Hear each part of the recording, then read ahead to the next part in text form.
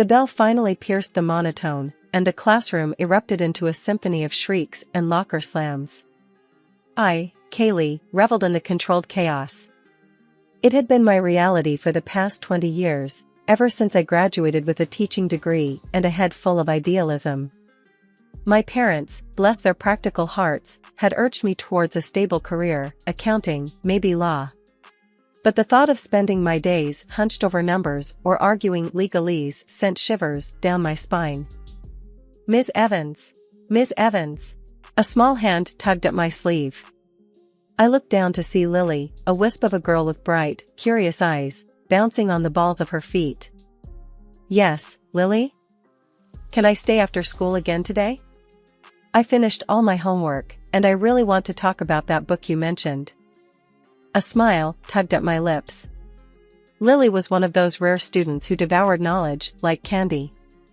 Most afternoons, she'd linger after class, peppering me with questions about everything from black holes to the intricacies of Shakespearean sonnets.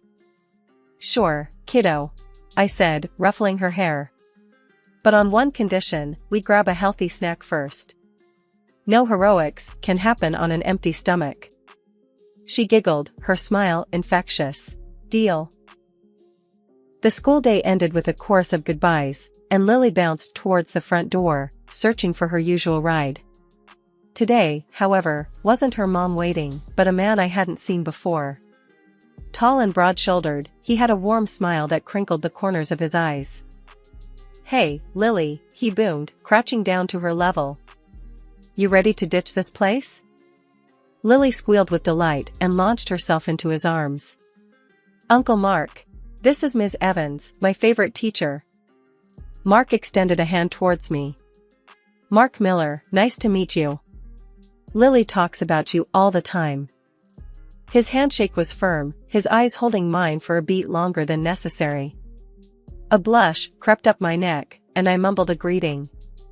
"So, Ms. Evans," Mark continued, a playful glint in his eye. "You must be some kind of superhero to keep this little tornado focused all day." Lily giggled, and I found myself smiling back. "She's a bright one, that's for sure. A pleasure to have in class." Over the next few weeks, Mark became a regular fixture in the afternoon pickup routine. We'd chat briefly, the awkwardness slowly giving way to comfortable conversations. He was funny, intelligent, and talked about things beyond the usual kid-related topics. One afternoon, when Lily was engrossed in a book I'd loaned her, Mark lingered after the bell. "Listen, Ms. Evans." He started hesitantly. "I know this might seem crazy, but would you maybe like to grab coffee sometime? Not with Lily, of course. Just us." My heart skipped a beat. Sure," I stammered, surprised by how quickly the answer tumbled out. That coffee turned into dinner, then drinks, then stolen moments whenever our schedules allowed. We were falling fast, caught in a whirlwind of stolen glances and late-night texts. A year later, Mark slid a diamond ring onto my finger, his eyes mirroring the joy in mine. We married in a small ceremony, surrounded by close friends and family. My parents, initially hesitant about the whirlwind romance, were won over by Mark's easy charm. Life seemed perfect. I gained a loving husband, a kind and supportive mother-in-law, and a rambunctious niece, Lily, who spent most weekends at our place. Lily's mom, Mark's sister, Sarah, was another story entirely. With fiery red hair and a penchant for tight skirts, Sarah cut a figure of chaos. Most evenings, Mark would field frantic calls from her, usually ending with him rolling his eyes and muttering about another man crisis. Sarah, in turn, barely tolerated me. Every visit was punctuated by backhanded compliments about my boring life choices and envious jabs at our family. One night, after a particularly scathing remark about my old-fashioned values, I finally snapped. "Mark," I hissed after Sarah flounced out the door, "Lily needs more stability. Can't you see that woman wouldn't know responsibility if it bit her in the butt?" Mark scowled. "She's my sister." Frustration bubbled over. "And Lily's your niece. How long are you going to pretend it's all sunshine and rainbows?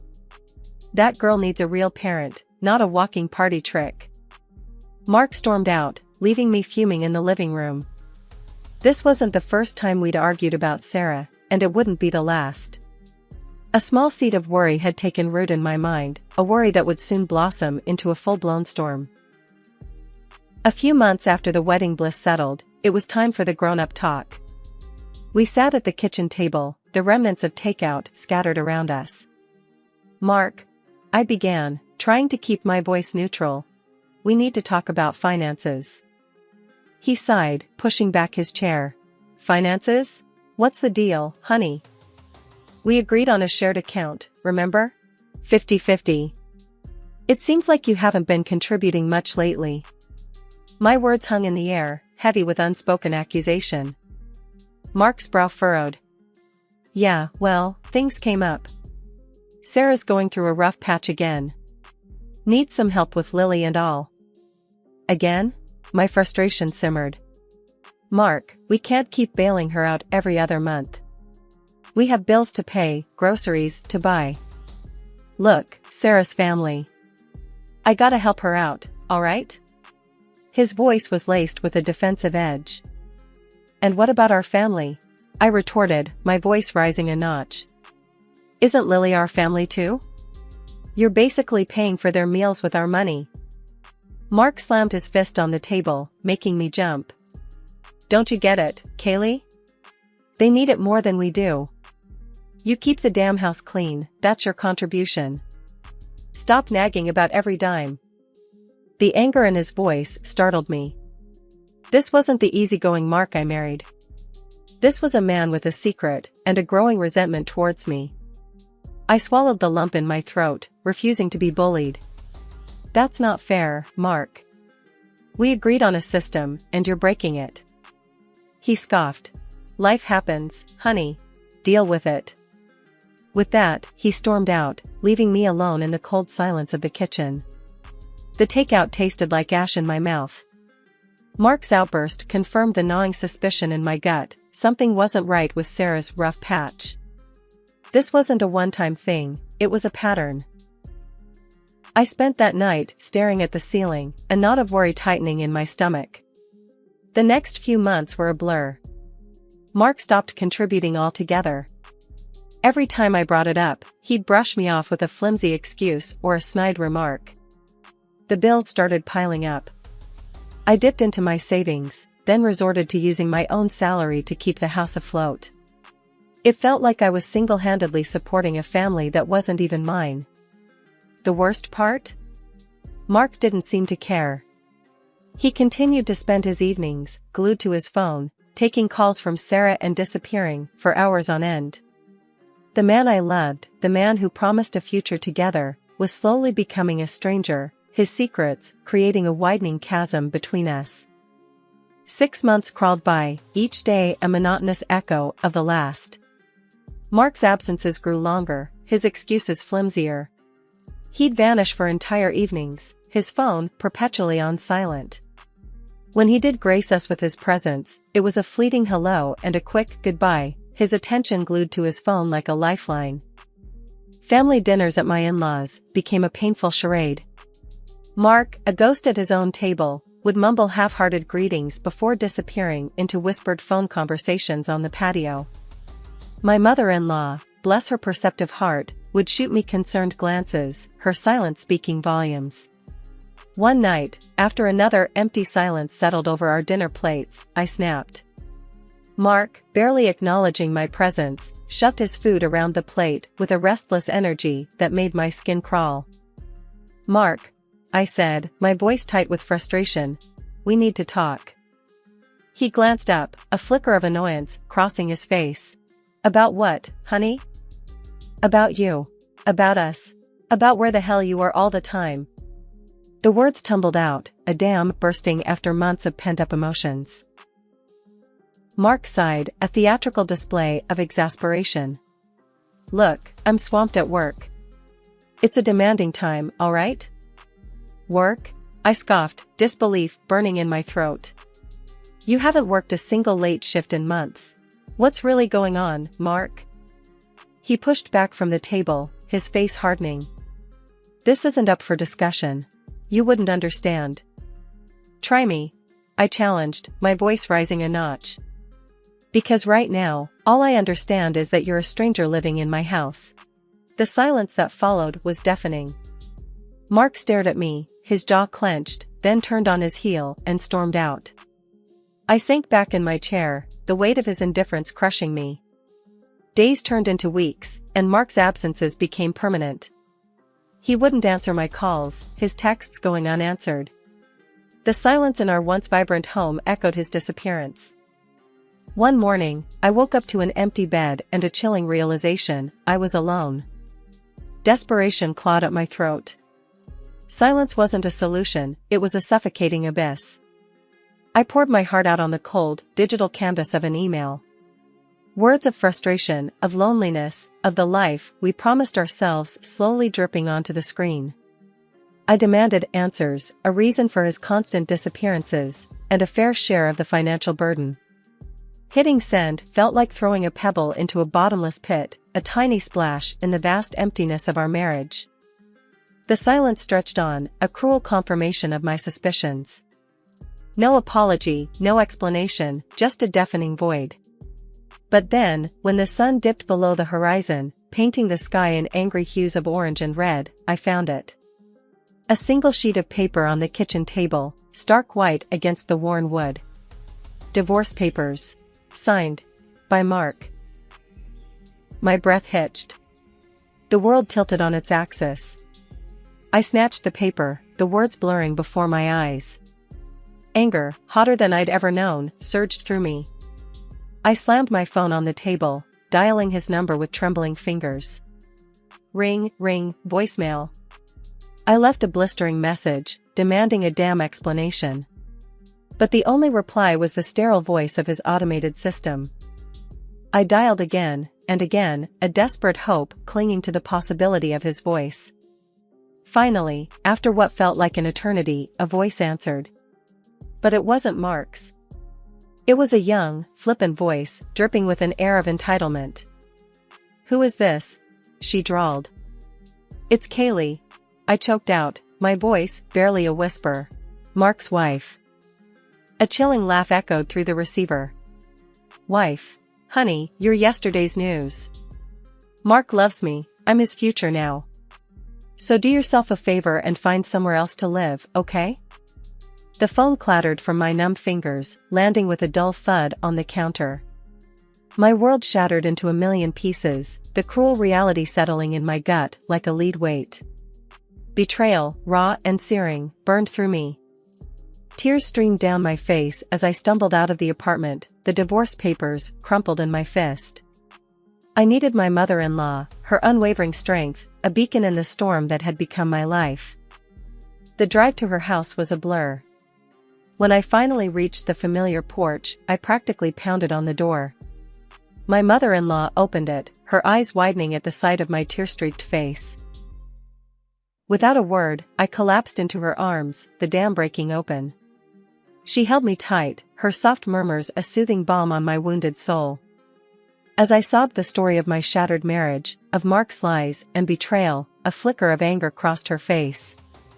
"Kaylee, you'll stay here, with us," she said, her voice firm. A hesitant nod escaped my lips. This wasn't what I'd envisioned, not the life I'd planned. But as I stepped inside, a small hand tugged at my coat. It was Lily, Mark's niece, her eyes filled with concern. "Auntie Kaylee? What's wrong?" she whimpered. I knelt down, pulling her into a hug. "It's okay, sweetie. Everything will be all right." As I held Lily close, a fierce protectiveness bloomed within me. This wasn't just about me anymore. It was about building a new life, a life where trust and love weren't empty promises. It was about starting over, stronger and wiser. The journey ahead would be daunting, but I wouldn't face it alone. The taste of betrayal still lingered, a stale ash in my mouth. Picking up the pieces of my life wouldn't be easy, but I wouldn't crumble. My first stop was Brenda Miller's office, the legal arena's reigning gladiator. Her office oozed power, sharp suits, gleaming chrome, and a faint scent of expensive cigars. my gut churned with suspicion.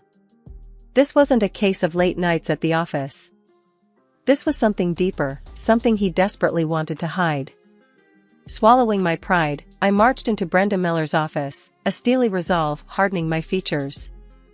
Brenda, a lawyer with a reputation as sharp as a stiletto heel, surveyed me coolly. Divorce, I stated, the word heavy on my tongue. And financial compensation. A flicker of interest sparked in Brenda's eyes. Intriguing, Kaylee.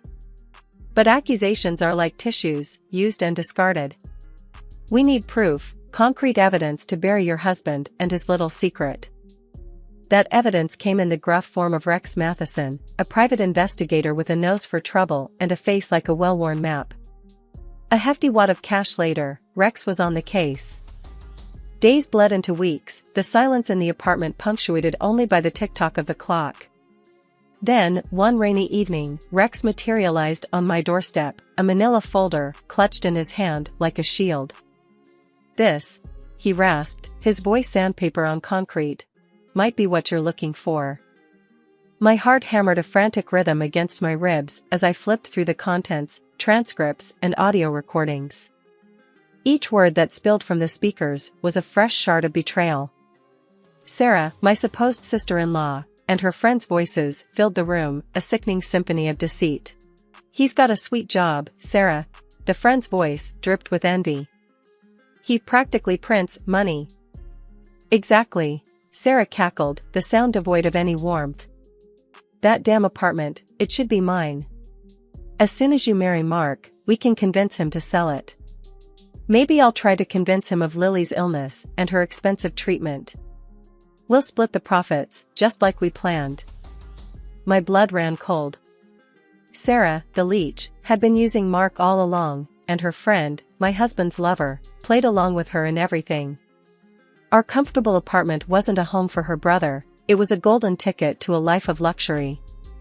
Mark, the gullible fool, was nothing but a pawn in her twisted game. Armed with this explosive evidence, I returned to Brenda's office, a cold fury simmering beneath the surface. Brenda listened intently, a dangerous glint in her eyes as the recordings played. Bingo, Kaylee, she said, a slow smile spreading across her face. This is gold. Time to make those cheaters pay dearly. But my stomach churned with a bitter cocktail of anger and a strange, unexpected worry. Mark may have been a gullible fool, but Lily, his innocent niece, was caught in the crossfire of his sister's greed. I couldn't let her become another casualty in this mess. Instead of confronting Mark or Sarah directly, I decided to play a different game. I called my mother-in-law, my voice tight with urgency. Something big needs to happen, Rita, I said. I need everyone at the house, now. The following evening, a tense silence filled the air as we all sat around the dining table, me, Mark, his stony-faced mother and father, and Sarah, who sauntered in last, a reeking cloud of alcohol and bad attitude clinging to her like a cheap perfume. Before I could even utter a word, Sarah burst out. Can you believe this? Child Protective Services just barged into my place, accusing me of being an unfit mother. Lily's in some damn shelter now, the little ingrate. Disgust tightened my throat.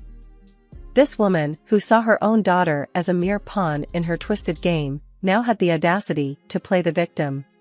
Sarah continued to rant, oblivious to the storm brewing in my eyes. It was then, with a steely voice that surprised even myself, that I spoke.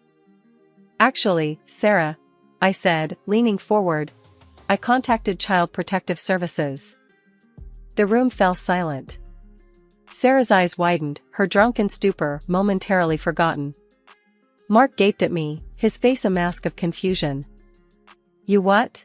Sarah shrieked, her voice laced with a dangerous edge. Why you meddling? Because, Sarah, I cut her off, my voice unwavering. You are a terrible person. You used your own brother for money, and now you're willing to throw your own daughter under the bus to get what you want. Lily deserves better than that. Sarah lunged at me, a feral snarl contorting her face. Before she could connect, Mark, bless his slow on the uptake self, finally reacted, grabbing her arms and holding her back. Get your hands off me! Sarah shrieked, flailing uselessly. You're both finished. You'll pay for this. Mark, still bewildered, finally spoke. What was all that about, Kaylee? I pressed play on the recorder, the damning conversation between her and her friend filling the room. Mark's face drained of color with each passing word. Shame and disbelief flickered in his eyes as he heard his sister's cruel assessment of him, a mere ATM to be manipulated. Sarah, cornered and desperate, erupted. This is bullshit, she shrieked, her voice laced with a barely concealed tremor. You have no right to stick your nose in our family business. This isn't your place. Ignoring her outburst, I kept my gaze fixed on Mark. This was his moment of truth, the moment he saw his sister for who she truly was, a scheming manipulator. Rita, my normally composed mother-in-law, joined the fray. Sarah, how could you? Her voice, usually laced with warmth, dripped with disappointment. This is betrayal of the worst kind. Sarah scoffed, a cruel twist of her lips, the only response. Betrayal? She sneered. Please, spare me the dramatics. This was always the plan. First, soften Mark up, then that fancy apartment becomes mine. And after that, she continued, her voice dripping with malice, it's your turn, old folks. Your retirement nest egg looks mighty comfortable. The revelation slammed into Rita and John like a physical blow. Their eyes widened in horror, their faces a mask of betrayal. As for Sarah, she continued her drunken tirade, a string of obscenities spewing from her lips like a malfunctioning faucet. It was a pathetic display, a stark contrast to the poised manipulator she'd pretended to be. Turning back to Mark, I met his gaze. Well, Mark, I said, my voice surprisingly calm, the evidence of your infidelity is clear. Now, let's talk about financial compensation. Mark opened his mouth, a plea for forgiveness hanging in the air. But before he could speak, I held up a hand, silencing him.